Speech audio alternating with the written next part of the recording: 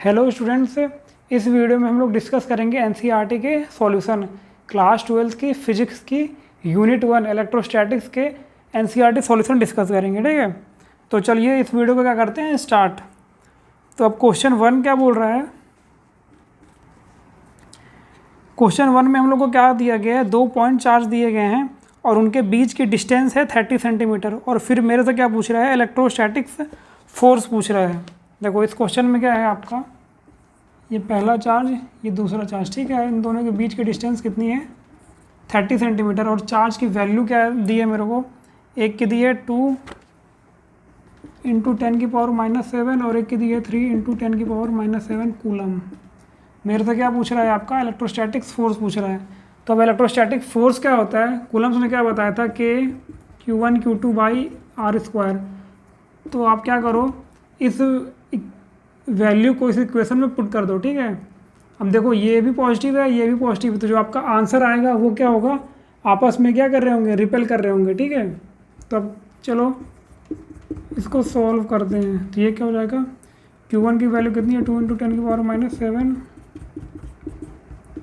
अपन r²। इसको क्या कर लो, मीटर में चेंज कर लो। तो ये कितना हो जाएगा 0.3 का होल स्क्वायर। तो यहाँ से फोर्स क्या मिलेगा मेरे को, 9 को अलग कर लो, 2 को अलग कर लो, 3 को अलग कर लो, 10⁻9 - 14। ठीक है, ये कितना हो जाएगा 9 × 10⁻⁻2। इसको ऊपर भेज देना। ये देखो 9 से 9 कट जाएगा और ये मेरे को क्या मिलेगा 3 × 2 = 6 × 10⁻9 - 14 + 2। तो ये फोर्स मेरे को क्या मिलेगा 6 × 10⁻, ये कितना आ जाएगा, देखो 9 10 11 -3 न्यूटन। 6 × 10⁻³ न्यूटन। ये क्या आ जाएगा आपका पहला क्वेश्चन। अब आते हैं क्वेश्चन नंबर 2 पे। ठीक है, अब क्वेश्चन नंबर 2 पे क्या बोल रहे हैं, देखो क्वेश्चन नंबर 2 पे भी क्या दिया है, हम लोग को 2 चार्ज दिया है और 2 चार्ज के फोर्स दे दिया है। ठीक है, 2 चार्ज दिया है, 2 चार्ज की वैल्यू दी है, 2 चार्ज की वैल्यू का जो इलेक्ट्रोस्टैटिक फोर्स होता है वो दे दिया, और मेरे से क्या पूछा है, उनके बीच का डिस्टेंस पूछा है। तो ये भी अपन क्या करेंगे, निकाल लेंगे। देखो ये आपका पहला चार्ज ये दूसरा चार्ज, और ये जो डिस्टेंस r है वो मेरे को क्या करना है, फाइंड करना है। और मेरे को जो फोर्स दिया है वो कितना है, फोर्स दिया है 0.2 न्यूटन। और जो चार्ज की वैल्यू दी है ये एक 0.4 और ये एक है -0.8 माइक्रो कूलम। देखो अब ये क्या है आपका पॉजिटिव और ये क्या है आपका नेगेटिव। तो यहाँ पे क्या हो रहा होगा, आपका अट्रैक्शन हो रहा होगा। ठीक है, तो फोर्स वही इक्वेशन लगा दो कि Q1 Q2/r²। तो r² यहाँ से क्या मिल जाएगा कि Q1 Q2/f। तो r² क्या मिल जाएगा 9 × 10⁻9 × Q1 कितना है 0.4 × 10⁻6। Q2 कितना है 0.8 × 10⁻6। अब देखो यहाँ पे नेगेटिव है पर यहाँ पे नेगेटिव नहीं लेंगे, क्यों, क्योंकि जो डिस्टेंस होती है वो क्या होती है ऑलवेज पॉजिटिव। फोर्स क्या है 0.2। ठीक है, तो देखो अब इसको सॉल्व करते हैं। तो r² मेरे को यहाँ से क्या मिलेगा, देखो यहाँ पे एक 10 मल्टीप्लाई कर दो और इसको उड़ा दो। ठीक है, ये 10 आ गया। अब ये यहाँ पे लिखो 9 × 4 × 8 × इन दोनों का डॉट 10⁻2 × 10⁻9 ये, और ये 6 और 6 कितना हो जाएगा -12 और ये +1 अपॉन 2। तो ये कितना आ जाएगा आपका 4। तो r² क्या जाएगा 9 × 16 × ये 4 4 16। ये क्या मिलेगा मेरे को, देखो माइनस ये क्या हो जाएगा 10 और ये क्या हो जाएगा -14। तो r² क्या मिल जाएगा 9 × 16 × 10⁻4। तो यहाँ से r क्या मिल जाएगा, इसका अंडर रूट ले लेंगे। तो ये क्या r मेरे को क्या मिलेगा 3 × 4 × 10⁻2। दैट इज़ मतलब आपका क्या हो जाएगा 12 सेंटीमीटर या 0.12 मीटर r की वैल्यू मिल जाएगी। ठीक है, ये आपका क्या आ जाएगा r आ जाएगा। देखो अब इसी क्वेश्चन में मेरे से क्या पूछा है, what is the force on second sphere due to the first. मतलब ये जो 1 वाला है ये इस पर क्या फोर्स लगा रहा है, ये मेरे से पूछा है। तो देखो अब ये जो 1 वाला है इस पर जो फोर्स लगाएगा, अब ये रिपेल तो करेगा नहीं, नेगेटिव है तो क्या करेगा, अट्रैक्ट करेगा। या जो 2 वाला है इस पे जो अट्रैक्ट करेगा, जो फोर्स होता है वो तो आपका क्या होता है, मैग्नीट्यूड क्या होता है आपका सेम ही होता है। ये देखो ये क्या है, फोर्स ऑन 1 ड्यू टू 2 या फिर फोर्स ऑन 2 ड्यू टू 1, उन दोनों का मैग्नीट्यूड क्या होता है सेम, और वो क्या है आपका 0.2 न्यूटन। ये रहा, ठीक है। अब क्वेश्चन नंबर 3 डिस्कस करते हैं।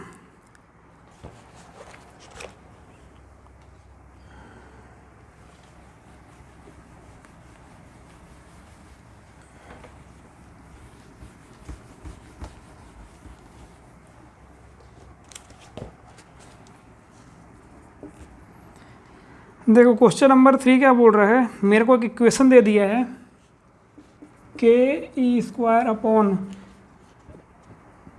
जी एम ई एम पी, और ये क्वेश्चन क्या बोल रहा है कि चेक करो ये क्वेश्चन आपकी क्या है, डायमेंशन लेस है।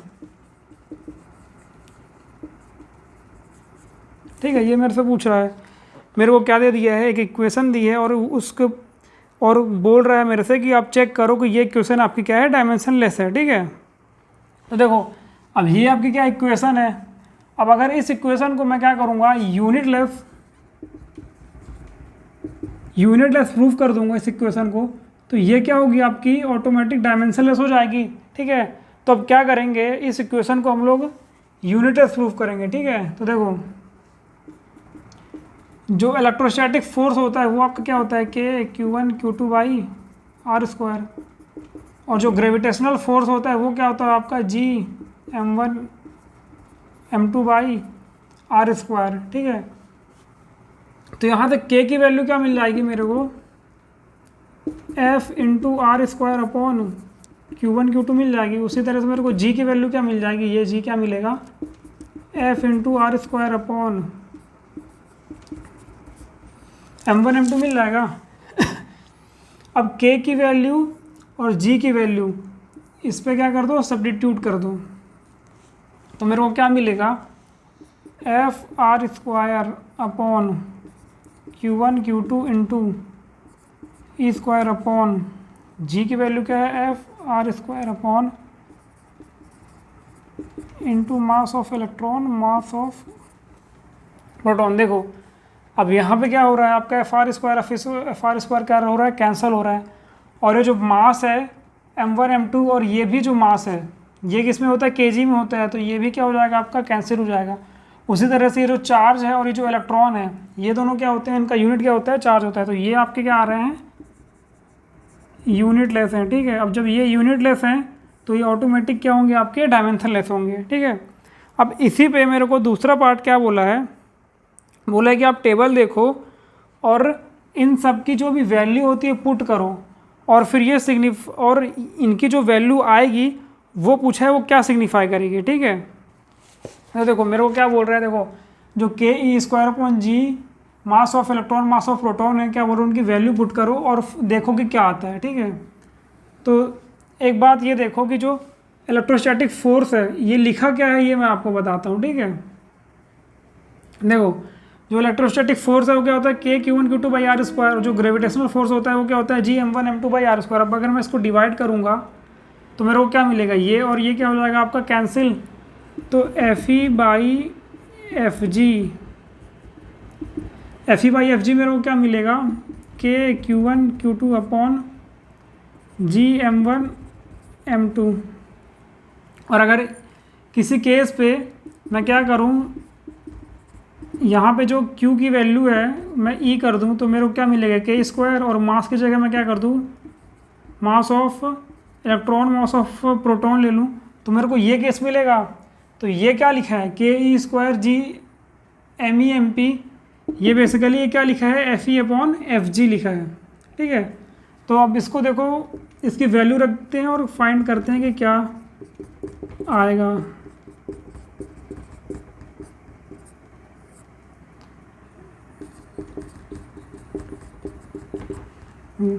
जी की वैल्यू क्या होती है, 6.67 इंटू 10 की और -11, और मास of electron mass of proton लग दो। ठीक है,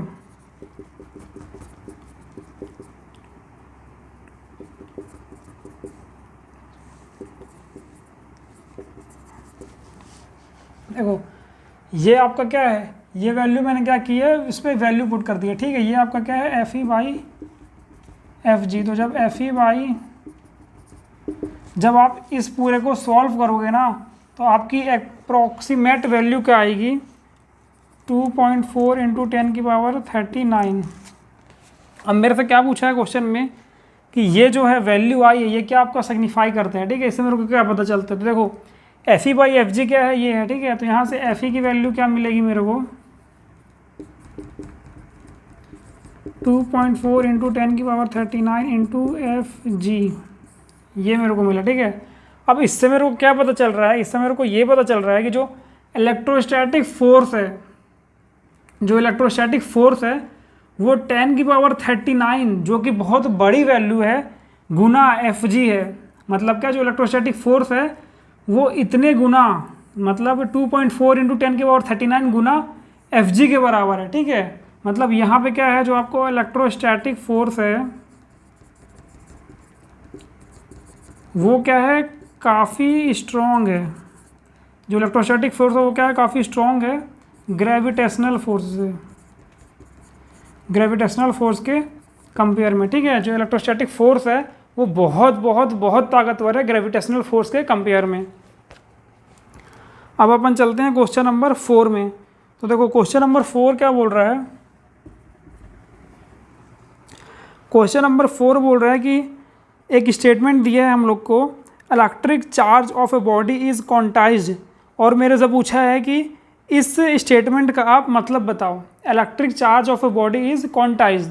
तो देखो इसका क्या मतलब होता है, इसका मतलब ये होता है कि जो आप किसी भी बॉडी को चार्ज दे रहे हो या चार्ज ले रहे हो, तो उसको क्या करोगे, क्वांटा के फॉर्म में लोगे या क्वांटा के फॉर्म में दोगे। क्वांटा मतलब क्या होता है, आपका पैकेट होता है, ठीक है। देखो प्रॉपर्टीज़ ऑफ चार्ज में मैंने डिटेल में आपको समझाया था, पॉइंट नंबर 3 क्या बताया था, क्वांटाइजेशन, ठीक है। तो ये वहीं का क्वेश्चन है। देखो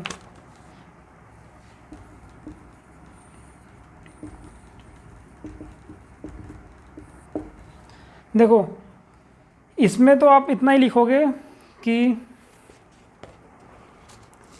ये जो स्टेटमेंट है electric charge of bodies quantize, तो इसमें आप देखो इतना ही लिखोगे कि जो देखो आपका कोई भी बॉडी है, ये मान लो बॉडी है कोई भी, ठीक है। अगर आप इसको इलेक्ट्रॉन दे रहे हो या प्रोटॉन, आप इसको इलेक्ट्रॉन दे रहे हो या इससे ले रहे हो, तो वो क्या करोगे, जो आदान प्रदान होगा वो क्या होगा, क्वांटा के फॉर्म में होगा, ठीक है। किसके फॉर्म में होगा, क्वांटा के फॉर्म में होगा। पर जो मैंने क्वांटाइजेशन पढ़ाया था आपको, वो थोड़ा सा मैं क्या करता हूँ आपको याद दिला देता हूँ, ठीक है। तो देखो वहाँ पर मैंने क्या बताया था, जो स्मॉलेस्ट इंडिपेंडेंट चार्ज होता है वो क्या होता है आपका ई, और वो क्या होता है 1.6 इंटू 10⁻19 ये होता है, ठीक है। अब अगर ये मान लो बॉडी है कोई भी, ठीक है, इसको क्या करना है, चार्ज करना है, तो मैं क्या करूँगा, इसको 1e 2e 3e ऐसे करते करते ne ही इलेक्ट्रॉन दूंगा। या अगर मैं इसको मेरे को लेना है तो मैं क्या करूँगा, -1e -2e ऐसे करते करते -ne इलेक्ट्रॉन लूँगा। मतलब यहाँ पे क्या था आपका 2.5 पौने 3 सवा 3 1.5 ये सब नहीं चलता था, ठीक है। तो वही इसमें बोल रहा है, इसका मतलब यही है आपका कि जब जो भी आप चार्ज दोगे या जो भी आप चार्ज लोगे, जैसे Q = क्या होता है आपका +-ne, ठीक है। यहाँ पे अगर मान लो आप चार्ज दे रहे हो तो ये जो E है उसके इंटीग्रल मल्टीपल पे दोगे। यहाँ पे n आपका क्या होता था, इंटीजर होता था, ठीक है। अब क्वेश्चन नंबर बी में क्या बोल रहा है, बी में बोल रहा है अगर आप लार्ज स्केल की बात करते हो, मतलब माइक्रोस्कोपिक की बात करते हो, तो क्वांटाइजेशन को इग्नोर कर देते हो, इग्नोर कर सकते हो। मतलब यहाँ पे देखो जैसे आप चार्ज इसको दे रहे हो, ठीक है, तो अभी तक हम लोगों ने क्या बोला था, 1e 2e 3 ऐसे करते करते ne तक देंगे, ठीक है। पर अब ये क्या बोल रहा है, अगर आप लार्ज स्केल की बात कर रहे हो, ठीक है, बहुत बड़े अमाउंट की बात कर रहे हो, तो इसको इग्नोर कर सकते हो। इसको आप ऐसे इग्नोर कर सकते हो क्योंकि देखो जब हम डे टू डे लाइफ में बात करते हैं ना, तो जब इसको अगर मान लो चार्ज करना है तो हम 1 इलेक्ट्रॉन 2 इलेक्ट्रॉन 3 इलेक्ट्रॉन नहीं देते हैं। यहाँ पे हम जो इलेक्ट्रॉन ट्रांसफ़र करते हैं वो करोड़ों में डील होती है, करोड़, लाख, 10 लाख ऐसे में डील होती है। और जब मान लो आप इस बॉडी को 10⁸ इलेक्ट्रॉन ट्रांसफ़र करोगे, ठीक है, तो ये कैसे जाएगा, आपका कर्व के फॉर्म में जाएगा। तो इसमें आप क्या कर सकते हो, क्वांटा को इग्नोर कर सकते हो। देखो एक एग्जांपल से बताता हूँ, जैसे मान लो आपके पास कोई मशीन गन है, ठीक है। अब अगर उस गन से आप अभी अब इस केस में क्या है, आप मान लो इस गन से आपकी एक बुलेट निकल रही है, ठीक है, 1 सेकंड में एक बुलेट निकली, फिर दूसरे सेकंड में एक बुलेट निकली, तो अभी क्या आपको गैप दिख रहा है, अभी आपको पता चल रहा है कि हाँ ये काउंटर के फॉर्म में जा रहा है। पर अगर मैं 1 सेकंड में 10 करोड़ बुलेट निकाल दूँ तब तो आपको गैप नहीं दिखेगा ना, तब तो आपको यही लगेगा कि ये क्या हो रहा है, कंटिन्यूस कर्व में जा रहा है। तो बस यही है आपका कि माइक्रोस्कोपिक में बात करते हैं तो हम क्या करते हैं, क्वांटाइजेशन को इग्नोर कर सकते हैं। अब क्वेश्चन नंबर 5 पे आते हैं। देखो क्वेश्चन नंबर 5 क्या बोल रहा है, हम लोगों ने क्या किया, एक सिल्क, क्वेश्चन नंबर 5 में देखो यहाँ से यहाँ पे डिस्कस कर लेते हैं। देखो एक क्या लिया हम लोगों ने, ग्लास रॉड लिया, ठीक है, और एक क्या किया हम लोगों ने, सिल्क क्लॉथ लिया। अब क्वेश्चन नंबर 5 क्या बोल रहा है, हम लोगों ने ग्लास रॉड लिया और एक सिल्क क्लॉथ लिया, मतलब एक रॉड लिया, एक कपड़ा लिया और उसको क्या कर दिया, रगड़ने लगा, ठीक है, आपस में रगड़ने लगा, तो उस पर क्या हुए, आपके चार्ज डेवलप हुए। और ऐसा ही फिनोमेना हम लोगों को और भी पेयर पे देखा जाता है। देखो एक मैंने ग्लास रॉड लिया, एक सिल्क लिया, इसको आपस में रगड़ा, ठीक है, तो क्या बोल रहा है, ये बोल रहा है कि चार्ज आपके डेवलप हो गए, इस पर भी और इस पर भी, और सेम फिनोमेना और भी बॉडीज़ पे देखा जाता है। तो अब ये मेरे से पूछ रहा है कि ये जो लॉ ऑफ चार्ज है, ये कंजर्वेशन जो चार्ज है, law of conservation of charge है, इसमें एकदम एक्यूरेट कैसे होता है, मतलब क्या पूछ रहा है, कंसिस्टेंट मेरे से पूछ रहा है, ठीक है, this observation is consistent with the law of conservation of charge, मतलब ये जो लॉ ऑफ कंजर्वेशन चार्ज है ये इसमें एकदम एक्यूरेट कैसे फिट है, मतलब इसमें कैसे ये लॉ ऑफ कंजर्वेशन को कैसे फॉलो करता है, ठीक है। तो देखो मैं आपको एक बात बता दूं, जैसे मान लो मैं इन दोनों को रगड़ रहा हूँ, ठीक है, तो मैं क्या कर रहा हूँ, मान लो ये रॉड है, कपड़ा है, मैंने रगड़ लिया, ठीक है, मैं इसको क्या कर रहा हूँ, वेलोसिटी दे रहा हूँ। अब जब मैं इसको मूव करूँगा तो ये किस में चेंज होगा, काइनेटिक एनर्जी में दे रहा हूँ बेसिकली इसको, क्या है, ठीक है। अब जब ये इसको ज़्यादा रगड़ूंगा तो क्या होगा, गर्म होगा, मतलब यहाँ पे क्या हो रहा है, आपका काइनेटिक एनर्जी चेंज हो रहा है किसमें, थर्मल एनर्जी में।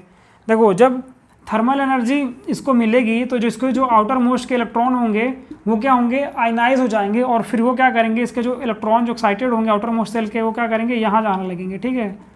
तो जब इसके इलेक्ट्रॉन्स यहाँ जाएंगे तो यहाँ पे क्या होगा, कुछ वैकेंट हो जाएगा, और यहाँ पे क्या हो जाएगा, आपका एक्सेस हो जाएगा। तो अगर मान लो यहाँ पे एक्स अमाउंट क्या होते हैं, आपके वैकेंट होते हैं, मतलब यहाँ पे जो आपके इलेक्ट्रॉन्स कम होते हैं, रॉड पे जो इलेक्ट्रॉन्स कम हो रहे हैं, अगर वो एक्स अमाउंट पे, तो जो सिल्क क्लॉथ पे ज़्यादा हो रहे हैं वो भी सेम अमाउंट में ही ज़्यादा हो रहे हैं, तो ओवरऑल आपका चार्ज क्या होता है, कंजर्व होता है। तो इसलिए ये क्या करते हैं, कंजर्वेशन ऑफ लॉ को फॉलो करते हैं।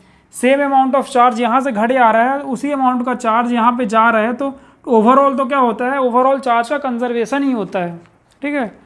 अब अपन मूव करते हैं क्वेश्चन नंबर 6 पे।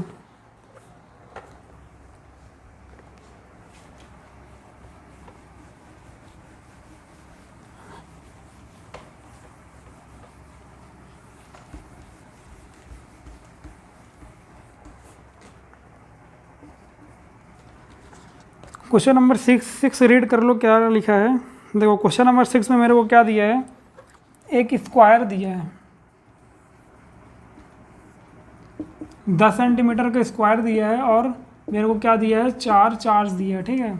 चार्ज की वैल्यू क्या है, 2 - 5 2 - 5 2 - 5 2 - 5, ये क्या है आपका माइक्रो कूलम में है चारों चार्ज, ठीक है। उसके बाद क्वेश्चन क्या बोल रहा है, इसके सेंटर पे क्या किया है, एक 1 माइक्रो कूलम का चार्ज रखा है, ठीक है, ओ पे मान लो, एफ ओ पे मेरे को क्या बोल रहा है। और इस देखो मेरे को क्या दिया है कि स्क्वायर दिया है जिसका साइड 10 सेंटीमीटर, उसके बाद ये चार्ज दे दिया है, ऐसा कुछ फिगर है इसका, और यहाँ पे क्या कर दिया है, 1 माइक्रो कूलम का चार्ज रख दिया है, और मेरे से पूछ रहा है इस पर ओवरऑल फोर्स क्या होगा। ये आपका क्या है, क्वेश्चन नंबर 6 है, ठीक है। तो देखो अब मेरे को क्या करना है, इस पर फोर्स कैलकुलेट करना है। तो देखो ये आपका क्या है, स्क्वायर है, और ज्योमेट्री से मेरे को ये पता है कि अगर ये वाला पॉइंट ओ है तो ये डिस्टेंस और ये डिस्टेंस क्या होगी, इक्वल होगी। क्यों इक्वल होगी, क्योंकि परपेंडिकुलर ये जो इनके डायगोनल होते हैं वो क्या करते हैं, बाइसेक्ट ईच अदर करते हैं। तो जो ये वाला है और ये वाला डिस्टेंस है वो भी क्या होगा, आपका सेम होगा। ये मेरे को किससे पता है, ये मेरे को जियोमेट्री से पता है, ठीक है। तो देखो अब जब ये वाला चार्ज इस पर फोर्स लगाएगा, क्या पॉजिटिव है तो इस पर फोर्स लगाएगा इधर, और जब ये वाला चार्ज लगा रहा है इस पर फोर्स इधर, और ये वाला चार्ज जो कि सेम मैग्नीट्यूड का है फोर्स लगाएगा इस पर इधर। तो देखो फोर्स अगर मान लो ए लगाएगा तो वो क्या होगा आपका के Q1 Q2 बाई ये लेंथ स्क्वायर ओ ए स्क्वायर, और जो बी लगाएगा वो भी क्या होगा आपका के मैग्नीट्यूड दोनों का क्या है सेम ओ ए ओ सी स्क्वायर, और ओ सी और ओ ए क्या है इक्वल है तो ये क्या हो जाएगा ओ स्क्वायर। तो ये जो इसका जो मैग्नीट्यूड है इसका मैग्नीट्यूड भी वही है और डायरेक्शन इनकी क्या है अपोजिट है, तो जो ओवरऑल फोर्स होगा वो क्या होगा इन दोनों के कारण क्या होगा कैंसिल हो जाएगा, ठीक है। और इस केस में भी क्या होगा देखो ये वाला चार्ज इसको अपने पास बुलाएगा और ये वाला चार्ज क्या करेगा इसको अपने तरफ खींचेगा। अब इसका मैग्नीट्यूड लेंथ और इसका मैग्नीट्यूड और लेंथ क्या इक्वल है, तो ये जो फोर्स लगाएगा और जो ये फोर्स लगाएगा ये भी आपस में क्या हो जाएगा कैंसिल हो जाएगा। तो जो नेट फोर्स आएगा वो क्या होगा आपका 0 होगा। समझ में आया। अब क्वेश्चन नंबर किस पे चलते हैं 7 पे चलते हैं। देखो an electrostatic field line is a continuous curve. मेरे से ये पूछ रहा है कि देखो जैसे आपका क्या ये पॉजिटिव चार्ज है ये क्या है नेगेटिव चार्ज है, ठीक है। अब मेरे से ये बोल रहा है कि जो इलेक्ट्रोस्टैटिक्स कर्व होता है देखो वो क्या होता है आपका कंटिन्यूस होता है, मतलब ये जो कर्व है ये आपका क्या है कंटिन्यूस होता है, ये बीच में ब्रेक नहीं करता है, मतलब ये ऐसे जा रहा है और ये टूट जाए और ये ऐसा जाए, या ये ऐसे जा रहा है और ये ऐसे टूट जाए और ऐसा हो जाए, ऐसा नहीं होता है, कंटिन्यूस कर्व ही होता है। ये मेरे से पूछ रहा है ऐसा क्यों होता है, ठीक है। तो देखो इसका आंसर ये है कि सडन इस पर ब्रेक इसलिए नहीं होता है। देखो जैसे ये आपका क्या है पॉजिटिव चार्ज है, अब ये जो चार्ज है इसकी कुछ इलेक्ट्रिक फील्ड होगी। अब इसकी इलेक्ट्रिक फील्ड कैसे बनती है, ये बनती है रेडियली आउटवर्ड, है ना। पॉजिटिव चार्ज के कारण बनती है क्या है रेडियली आउटवर्ड। और अगर अब मैं पूछूं आप लोगों से कि ये जो पॉजिटिव चार्ज है, ठीक है, ये जो इलेक्ट्रिक फील्ड बनाता है इसकी वैल्यू 0 कहाँ होती है, तो इसकी वैल्यू 0 यहाँ आसपास तो कहीं होती नहीं है, इसकी वैल्यू 0 होती है कहाँ इनफाइनाइट पे, बहुत दूर पे जाके। इसका जो देखो जैसे ये पॉजिटिव चार्ज है, ठीक है, जो इसकी लाइंस है जाती जाती हैं और क्या होती हैं वीक होते जाती हैं और 0 कहाँ पे होती हैं इनफाइनाइट पे जाके ये क्या होती हैं 0 होती हैं, बहुत दूर इनफाइनाइट पे जाके क्या होती हैं 0 होती हैं। मतलब ये ऐसे जा रही हैं ऐसे जा रही हैं ऐसे जा रही हैं ऐसे जा रही हैं, ठीक है। ये 0 कहाँ होंगी इनफाइनाइट पे होंगी। तो मैं इसको बीच में कैसे तोड़ सकता हूँ, अगर मैं मान लो बीच में तोड़ दूंगा सडन ब्रेक दे दूंगा तो यहाँ पे क्या हो जाएगा आपका इलेक्ट्रिक फील्ड क्या हो जाएगा 0 हो जाएगा। और जबकि हमको पता है इलेक्ट्रिक फील्ड चार्ज के कारण कहाँ 0 होता है इनफाइनाइट पे 0 होता है, तो हम यहाँ पे 0 नहीं कर सकते। इसीलिए जो इसका कर्व वो क्या आता है वो क्या होता है कंटिन्यूस कर्व होता है, ठीक है, बीच में क्या होता है ब्रेक नहीं होता है। अब क्वेश्चन नंबर कौन सा डिस्कस 7 का बी पार्ट अब डिस्कस करते हैं। बी पार्ट क्या बोलता है मेरे से,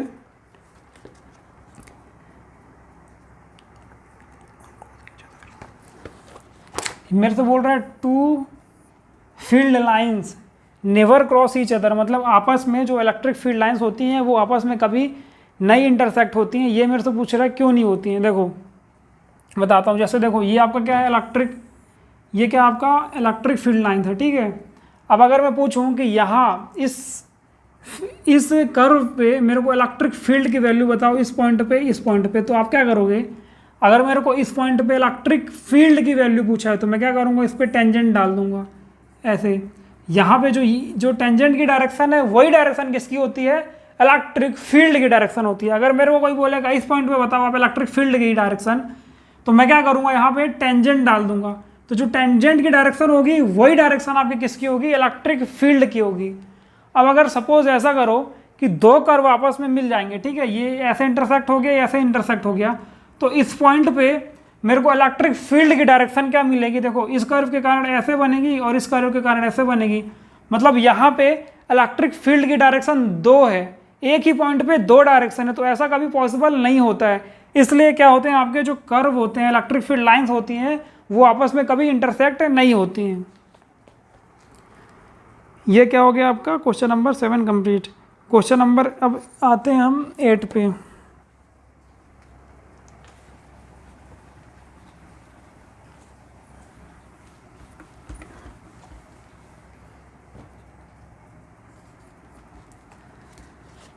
ये देखो क्वेश्चन नंबर 8 क्या बोल रहा है, टू चार्ज इतना loaded 20 metre apart in vacuum.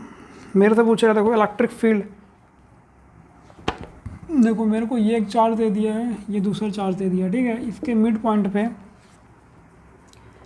3 और -3 और 20, इसकी वैल्यू कितनी है 3 माइक्रोकूलम, इसकी वैल्यू -3 माइक्रोकूलम, और ये जो लेंथ है ये क्या है 20 सेंटीमीटर। ऐसा कुछ सीन है, ठीक है।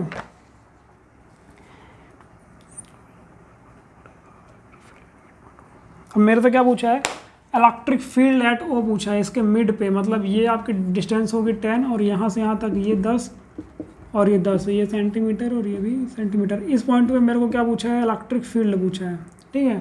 इलेक्ट्रिक फील्ड एट ओ मेरे को बताना है। तो देखो अब मेरे को पता है आप लोग क्या हो कि अभी अभी पढ़ रहे हो, तो आप लोग को बहुत इसके बाद भी जो अगला चैप्टर है ना तो वो और कन्फ्यूजिंग है।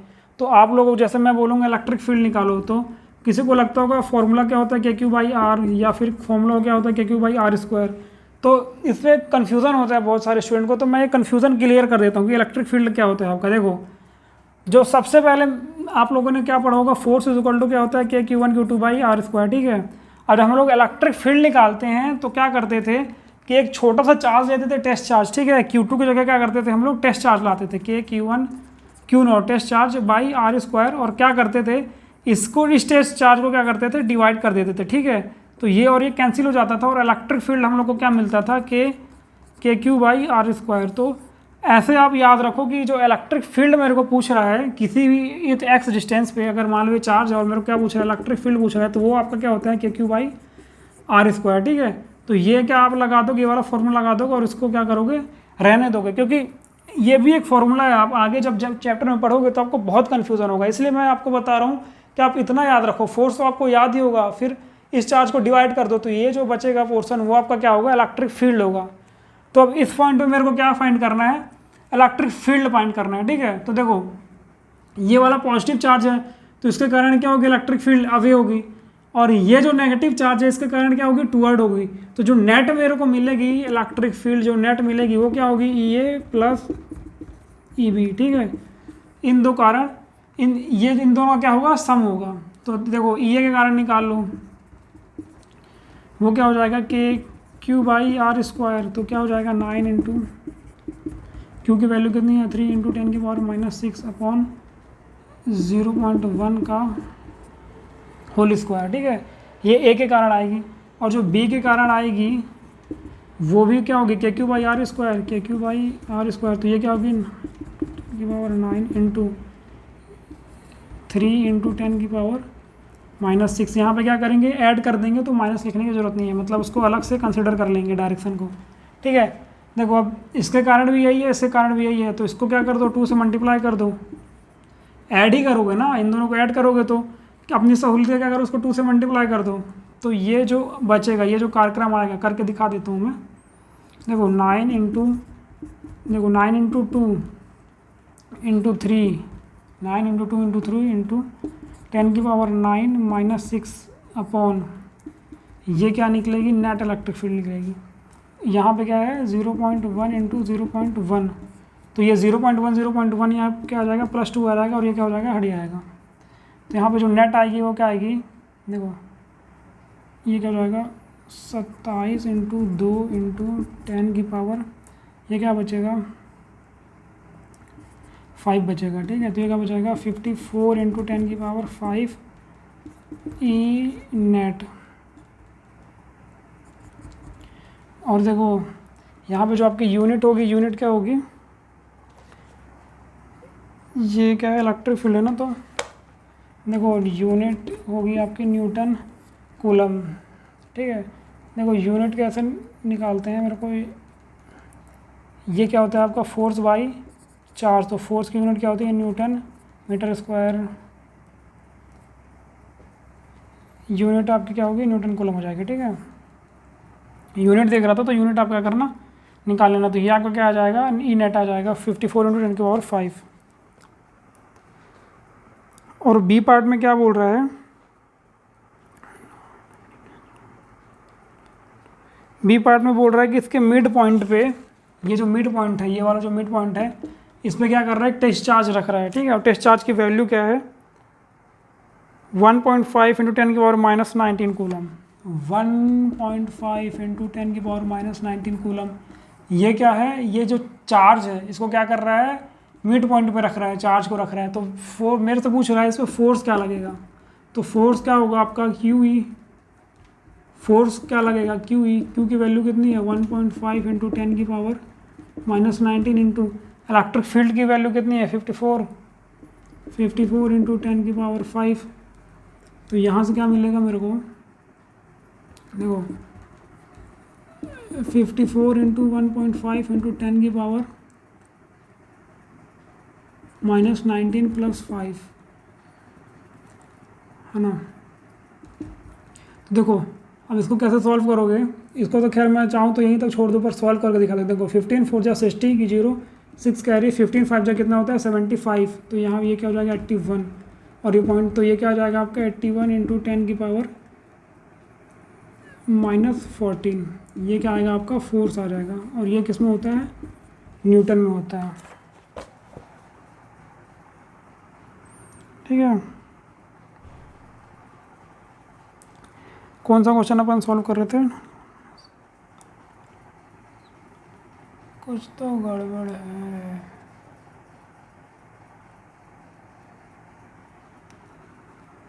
अब क्वेश्चन नंबर अपन किस में आते हैं 1।